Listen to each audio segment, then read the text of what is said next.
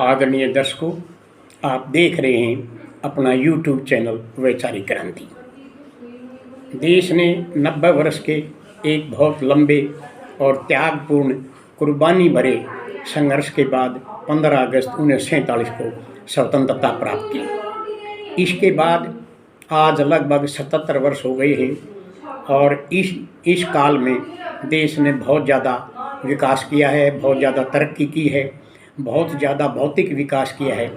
परंतु आज देश में वैचारिक प्रदूषण ज़्यादा हो गया है। हमारी जो सोचने की शक्ति है वो केवल स्वार्थ तक ही सीमित रह गई है। इसके बारे में मैं आपको कुछ स्पष्ट उदाहरण देने का प्रयास कर रहा हूँ। सबसे पहले बचपन की बात कर रहा हूँ। हमारे देश का एक बड़ा भाग बचपन का ईंट भट्ठों पर मजदूरी कर रहा है, ईंटें पाथ रहा है तथा होटलों और चाय की दुकानों पर कपों को धो रहा है। यह बहुत एक दुखद स्थिति है जो कि इन बच्चों को स्कूल में होना चाहिए था। आज ये बच्चे मजदूरी करने पर मजबूर हैं। स्वामी बाबा साहब अम्बेडकर ने कहा था कि अगर हमारी ये लाइनें जो मंदिर मस्जिदों में पूजा स्थलों पर दिखाई दे रही हैं, अगर ये लाइनें स्कूलों की ओर मुड़ जाएं तो हमारे देश को दुनिया का शक्तिशाली देश बनने से कोई नहीं रोक पाएगा। इसके साथ साथ जब ये बच्चे जवान हो जाते हैं तो ये रोज़गार की तलाश में घूमते हैं। काफ़ी शिक्षा प्राप्त करने के बाद, शारीरिक और अन्य मेहनत करने के बाद भी इनको कोई किसी प्रकार का रोज़गार नहीं मिलता, जिसके कारण ये लंबी कतार जो है ना वो लगी रही है। आज देश में 3.2% बच्चे जो हैं बेरोज़गार हैं, जो किसी भी प्रकार का काम करने में असमर्थ हैं। इस तरह से हमारे देश का जो नौजवान है ये गलत तरीक़ों की ओर मुड़ रहा है और चोरी, डकैती, भ्रष्टाचार और लूटपाट में लगा हुआ है। यह बहुत ही दुखद घटना है। इसके साथ साथ हमारे देश में धन का असमान वितरण है। एक तरफ जो है ये छोटी छोटी झोंपड़ियाँ हैं जिसमें 10-10, 15-15 आदमी रहते हैं। एक तरफ 10 मंजिले मकान हैं जो खाली पड़े हैं, जिनमें कहीं कुत्ता सो रहा है, जिसमें कहीं मजदूर सो रहा है। और इस तरह से ये ये धन का बहुत ही असमान वितरण है। इसके साथ साथ जब आदमी बुढ़ापे की ओर अग्रसर हो जाता है तो हम देखते हैं कि जिस व्यक्ति ने अपने जीवन का अमूल्य समय देश के विकास में लगाया था, सेवा की थी या अन्य मजदूरी की थी, खेती की थी, आज वे रोटी खाने के लिए भी मौत आ जाए।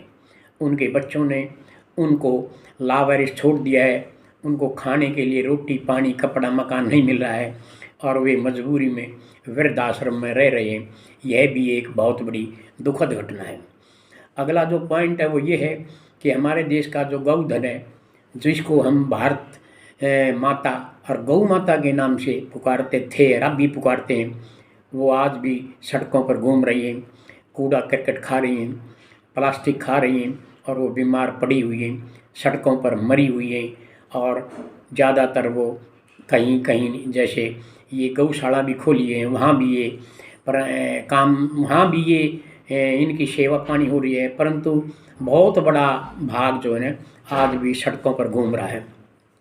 इसके साथ साथ हम देखें तो हमारे शहीदों ने लाला लाजपत राय, भगत सिंह, मदन लाल धिंगड़ा, शहीद उधम सिंह ने जो कुर्बानियाँ दी थी, जो त्याग किए थे, जिनकी बदौलत हमें आज़ादी मिली, जिनकी बदौलत आज हम स्वतंत्र हवा में, मीठी हवा में सांस ले रहे हैं। आज उनके परिवारों की हालत, उनके मकानों की हालत बहुत खस्ता है। और आप देखेंगे कि भगत सिंह का जो पुश्तैनी मकान है उसकी हालत बहुत जर्जर है।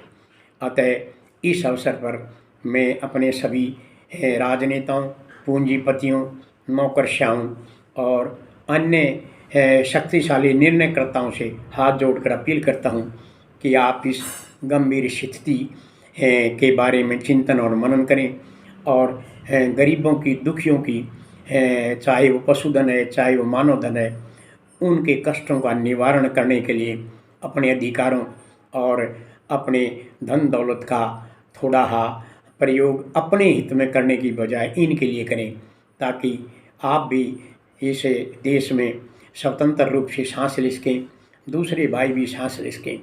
मैं आपको एक और बात बताता हूँ कि गरीबों के अस्तित्व में ही अमीरों का अस्तित्व छिपा हुआ है।